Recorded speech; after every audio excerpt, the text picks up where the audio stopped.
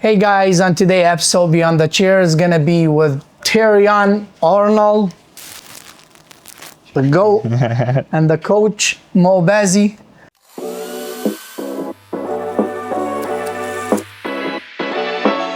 Terrion, how you like the game today? I think it was one of those things, but we just had to persevere through it. So, I loved just the nonstop will to win that we had. And, it's one of those things in the NFL, every game, every play matters. And, we just showed our perseverance today, so I really enjoyed watching it. Man, so where do you grow up? Tallahassee, Florida, man, the capital of Florida. How you like to be part of the Detroit line? I love it. When I got drafted to the city, I honestly just didn't expect for the people to embrace me how they embraced me. And just to hear like all those fans chant my name, welcoming me with open arms, like it meant everything to me. And like this is an organization, a city, a culture that I hope I could be a part of for a very long time. You play defense. How you handle when you go to different stadium and with the crazy crowds? I think it's just all a part of like how I grew up. Like I'm one of those people who don't really let outside noises, circumstances really get to me. Like I'm just kind of in my own bubble. And it's just part of like the game. Like I really embrace that. Like on away games, like being able to walk into another man's territory and take it over. Like it's kind of like a alpha thing. Like I'm an alpha male. And just like my mentality, like it's really kill or be killed out here. What do you think about the mistakes the Detroit line has today? I think it's just part of the game. Like with us, we're really just still finding our way. Like our best ball is ahead of us. And you can kind of look at it even like as far as last year being 15-2 and then us losing in the playoffs. Like right now, all the tests, trials, and tribulations that we're going through, it's just strengthening us for when the time comes to play your best ball. Like our best will be needed and we will be able to go out there and deliver it. So, mistakes are part of the game, but one thing about it, like we're learning from our mistakes, we're growing from them, and this is just one of the closest teams I've ever been a part of, just even like in all my years of playing, which I've only been in the NFL going on year 2, but just being around a group of guys, a brotherhood, us hanging out together outside of football, knowing what the other man is playing for, knowing what's their why, their passion, their hobbies, like all of that stuff matters when you look at it as far as laying it all on the line for your teammate. Like you can't go out there and say you laying on the line for another man beside you when you don't even know the person that you landed on the line for. So 100%. I know like all the teams, like most of them, they have kind of jealousy between them. How the Detroit team, when they, like you guys in the locker rooms, how you guys very close, or they have a couple players, they have jealousy type? I think the organization, like the strength that they have, like I credit just the staff, the front office, just as far as we don't have people who are cancers to the team.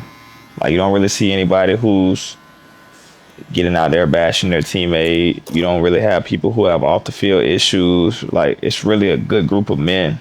And like it just shows even like when we play, like we genuinely are excited when we see somebody making a play. Like I know for me, just even kind of going like with my off the field injuries and stuff, being able to be there with my teammates, like it motivates me.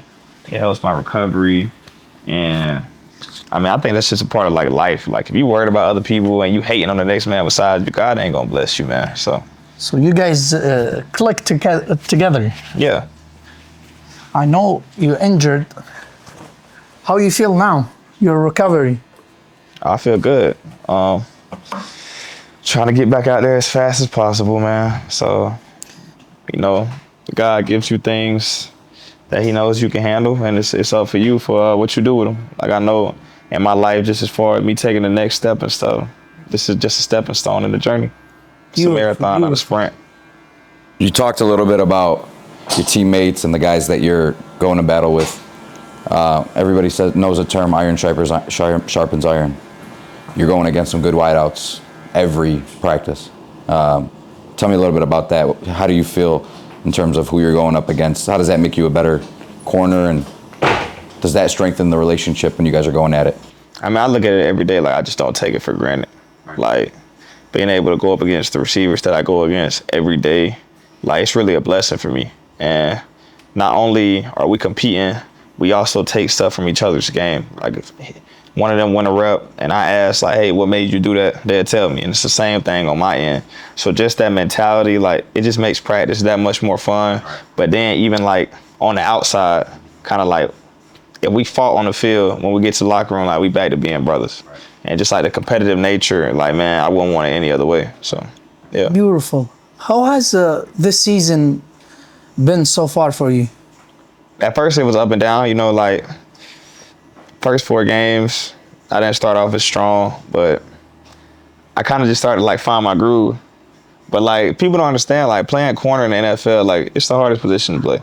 It is. Like, I mean, quarterback hard, and some people say that is, but, like, you guarding a person backwards, and you don't know what they're doing. And then on top of that, like, in our scheme, like, we play man. So, just as far as adjusting to it, and then with me, like, my best football is, like, way ahead of me. Like, I'm very, very young. So just being out there, everything that I see, like, I kind of just pride myself on, like, fool me once, you ain't gonna fool me twice. And then just one thing in life, and this is just like a part of living that you can't teach, is like experience. Like, even with you, like, if you didn't make certain mistakes growing up, then you wouldn't be able to be in the position that you're in. 100%. Same thing like with being a barber. Like, you done messed somebody's head up, that way you could get my head right. Yep. Whoa. You done messed somebody's haircut up, that way you could get my haircut right. So, I mean, yeah, man. So, life is the best teacher. You know what's funny? So when I first got him, I don't know him that much. He was really quiet, like, quiet person. I never seen a quiet person like. So I did the podcast with Maurice. We was talking. I told him, man, Terrion, he's really. I told him, how you like when you got to the team? He said, first guy like I really clicked with was Terrion. Well, how? Terrion is really quiet. He said, what do you say? I told him, he's really quiet. He said, bro, he's the funniest on the team. Like, literally. I'm the opposite. I mean, you see it now, like, you done got a chance to know me. But, like, that just kind of come from, like, my granddad. Like, my granddad always told me, when you walk into a room, I mean, a quiet man is really, like, the most powerful person in the room. 100%. And just getting older and stuff, like, I've realized, like, silence is also a language. Like, people don't understand that. Like, being able to go in there and pick up on things that people aren't really cognizant of just because you observe it. And, like, I read people, like, very, very fast. And I kind of look at it the same way with playing my position. You have to read body movement. You have to read the stems of routes, read the quarterbacks. And that's the same thing in life.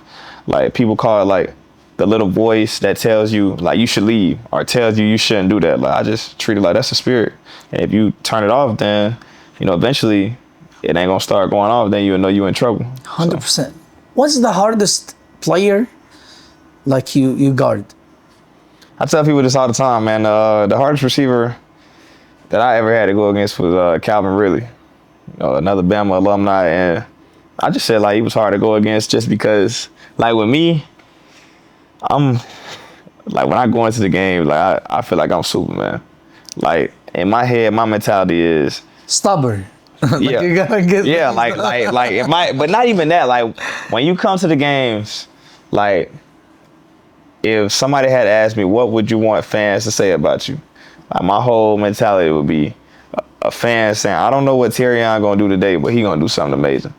So, like, just not even being able to be out there right now, that's why it bothered me so much, because, like, I love the game, and I know, like, at some point, like, it's gonna come to an end.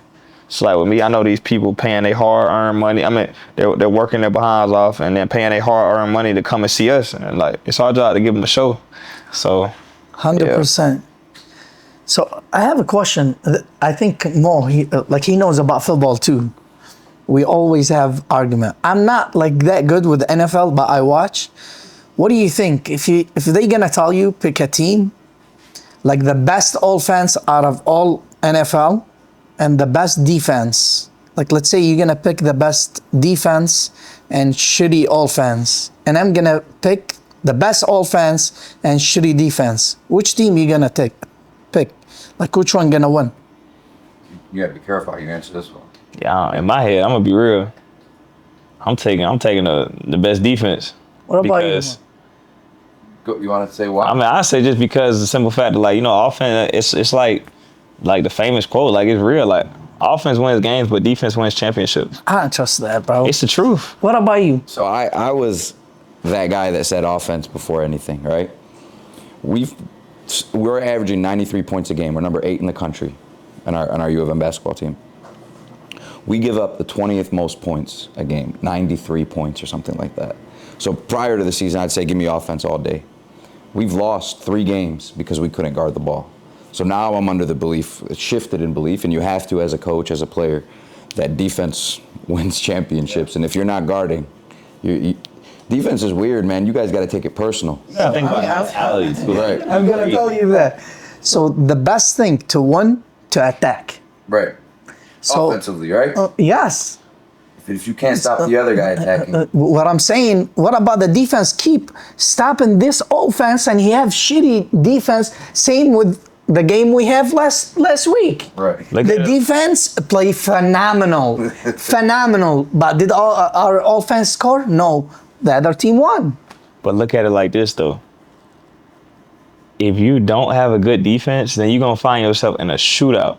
And games like that, like, it could go either way. It's whoever gets the last punch. Yeah. I think it's gonna be blowout.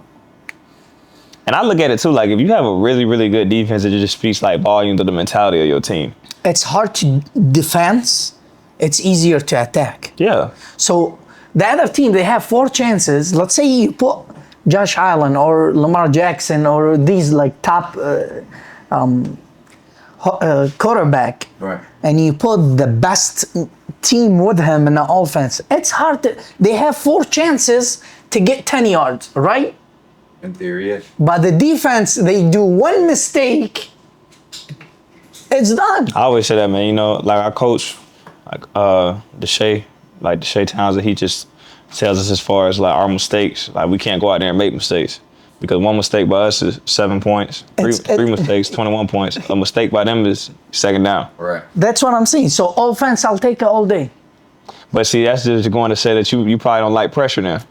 Who? You. I love to attack. Yeah, but what I'm saying is, you had to have a different mindset playing defense, just knowing in the back of your head, like. It's hard. Like, your position is the hardest. But I love it though. 'Cause I love Yes, being under if pressure. somebody with you, it's easier for him. Yeah. It's not like as hard as you. Yeah. Pressure is a privilege, right? Pressure is a privilege. It really is. And you have to live that 16 weeks out of the year. Or I live my 17 life now. on the edge, though. Right. Man.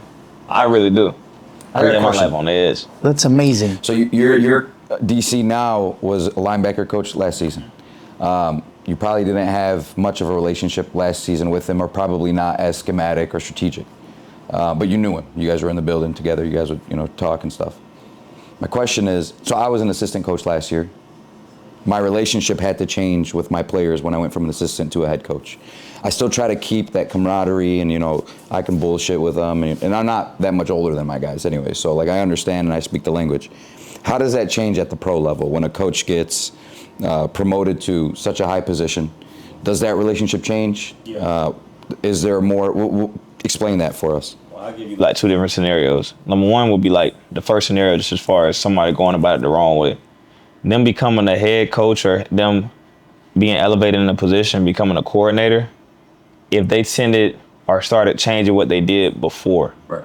Like, some people, they could get elevated, and the next thing you know, you're like, this is a whole different person I knew. Right. You lose the respect of your players. Okay. And you got to think. That locker room. Exactly. But like with us, and like even Coach Shep, I just pride him on his mistakes that he makes. Like, he's vocal about it, and he's okay with being vulnerable. Like, if he make a bad call, he will go to the media and say, man, that was a bad call. But at the same time, he's like, I got to give it to him. Like, man, the guy just, like, he blunt. Like, he's very blunt. Right. Like, if we in man-to-man, and I went out there and I got scored on 4 times, like, TA, look, this you. Right. But if I went out there and, played that the media doesn't really get a chance to see, right, and let's say like one of the D linemen, they got a sack, okay, how was the sack forced? It came from the coverage. Right. And everything goes hand in hand. Right. But like with him, he's just one of those guys where like he likes to connect with his players, but at the same time, he's a player's coach. Right. And he just understands, like, in order to be successful in this league, you have to have good players. Absolutely. And some people can kind of like forget that. Like the scheme, yeah, it's okay to have great scheme, but if you don't have the right players, and you know that as being a coach, if you don't have the right players to execute your scheme, the scheme means nothing. Nothing at all. We had to. I went in. I'm a high-powered offense guy. I want to shoot 55 threes a game as a coach. You go in and look at your personnel, and you realize at any time I can probably only have 1 or 2 shooters on the court because of size and things like that. If you don't adapt as a coach, you're putting yourself and your team in a bad spot. Yeah. You got this job to win games. Yeah. You're not gonna be a coach for much longer. So, and I tell my guys all the time, like, I'm gonna apologize or I'm gonna take accountability every time I do something wrong. That also means you got to do the same thing. Yeah. And having a coach like that, I think, not only builds a relationship, but you want to fight for your coach now because you know if he messes up, he's gonna say my bad. And it's a thing too, like even as far as being like, just I look at it like if you just take and put coaching to the side, just even as being a man, right? Like if you can't sit up here and admit that you were wrong or you throw somebody under the bus, right? I lose respect for you as a man. Absolutely. 100%. Absolutely. So, who's the funniest player other than you at the team? Man, we got some funny guys, man. In my room, like funny is I'm like around people in my room a lot. So just as far as it's naturally funny, I would probably say like Kirby, but Kirby like funny just because like Kirby has never changed, like ever. Bro, even the touchdown he did, he run and he hugged. Yeah, like Kirby, I always tell Kirby, like, man, never change, man. Like, never change, man. Kirby got a big heart. He care about everybody. And even him just going through whatever he's going through with his injury and stuff, him still being there, man, texting before the games, having the chef over so we could get together and have a bond. Like, man, Kirby, he's just a real solid dude, bro. He is. Like, Kirby, Amik is funny, too. Amik funny just because of his lingo and his accent, man. Like, he's from Louisiana. So, and then, like, he one of them people, like, you gotta think he's heard, like, short jokes his whole life. So, whenever you get ready to, like, try to, like, Joan or, like, you try to, like, make fun of him, like, he gonna beat you to it. Like, I already, what you gonna say? You gonna say I'm short? Like, stuff like that. And then, I mean, BB, Brian Branch. But, like, BB's funny just because, like, people don't really get a chance to really know him. Like, if you really know BB for real, man, like, that's a funny dude, man. Man, I can't forget the game with the Chiefs. Ah, man. And that's the thing, too. Like, people don't even understand, like, and that right there, when BB did that, like, he played the game the right way. But, like, stuff like that, when things like that happen, you didn't even see, like, what led up to that. And, like, I always told people, like, what he did, was it wrong? Yes. But at the same time, for somebody to get out there and I don't think it's wrong, bro. They just babysit the Chiefs, bro. But you gotta think too, with us, like, it's an offensive league, man. Like, you gotta understand, like, that's what keeps it entertaining. Even like the fines, right? Like, who gets fined the most? Defensive players. Yeah, but no, like usually the Chiefs, like the referees, they babysit them. They're babying them. Yes, I say this too, though, man. Like, see, team kind of taking that perspective. I say it like this, like, even when people be like, man, he sold that game or the script. Right. All I know is every time I done went out there and tried to stop somebody from catching the pass, I was trying to stop them from catching the pass. So all that script stuff that be coming in, I don't know about that. No. But they didn't give him the foul. I think that's what make him like really, really angry about it. When the Chiefs what's his name? Juju Smith-Schuster. Yeah, Juju. Bro, he hit him so hard, like you couldn't make him injury. Right. And they didn't call a foul. I would have do that too. So good for him. I saw him in my Instagram in the story. Bro, you can lose at the game, but you will never lose at the fight. That was fun. I got a Saban question. Probably the greatest coach, regardless of the sport, regardless of division, regardless of level. You had the privilege to play for him, and then you have the privilege to play for somebody like Dan Campbell. Both really intense guys. And that's probably the most of the commonality between them, which is what I've heard. How do you compare the two in regards to the approach? Not the schematics or not strategically, but like as in them being a motivator or relationship builders. How do you compare the two? You don't. You don't. Like, you appreciate greatness. You appreciate both of them being great. And with Coach Saban, what made him who he was is just he's a perfectionist. Right. Like, people didn't understand. Coach Saban got to the building before anybody. Sometimes he left early, but for the most part, man, from what I seen, man, he was.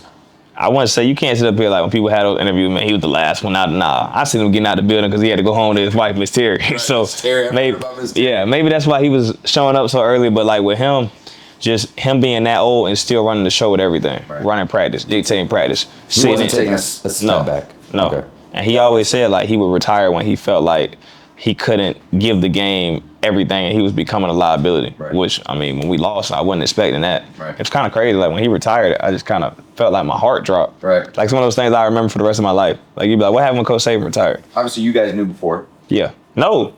Knew when everybody. No. Dang. I found out Coach Saban retired because my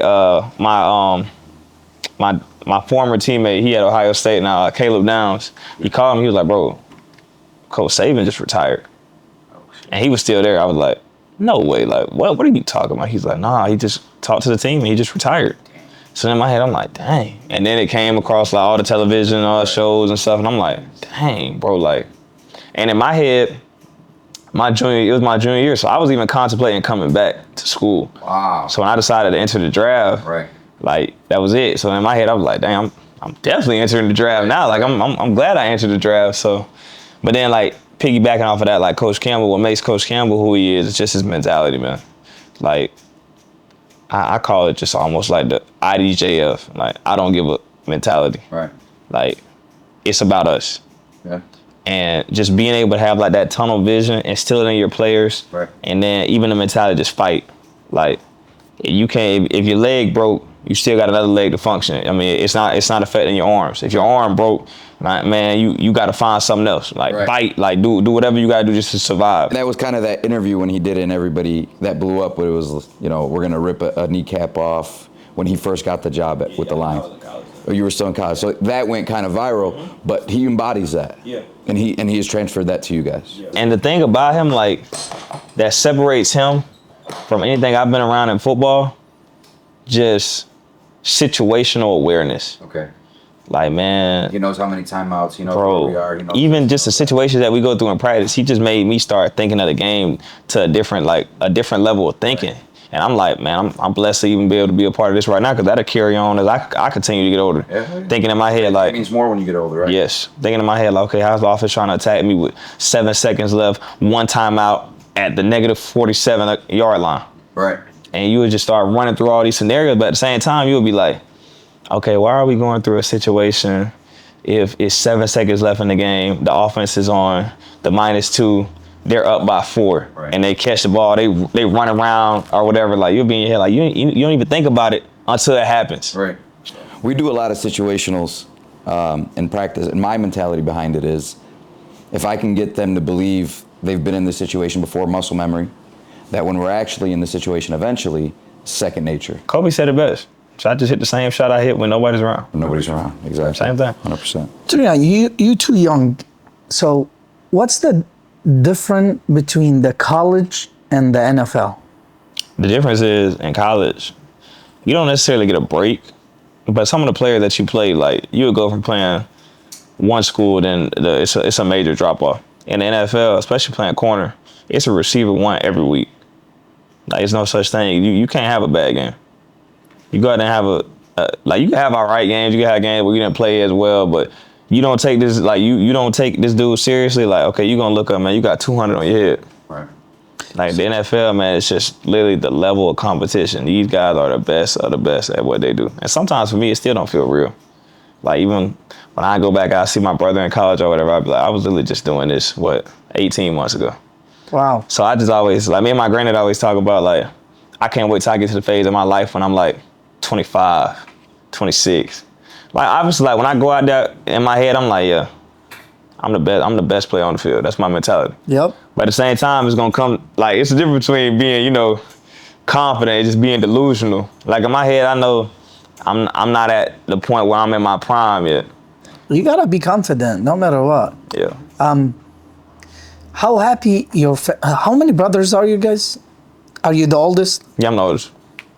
How happy are you when they told you like you're gonna get signed to NFL? Well, it wasn't like that. It was like getting a call at the draft.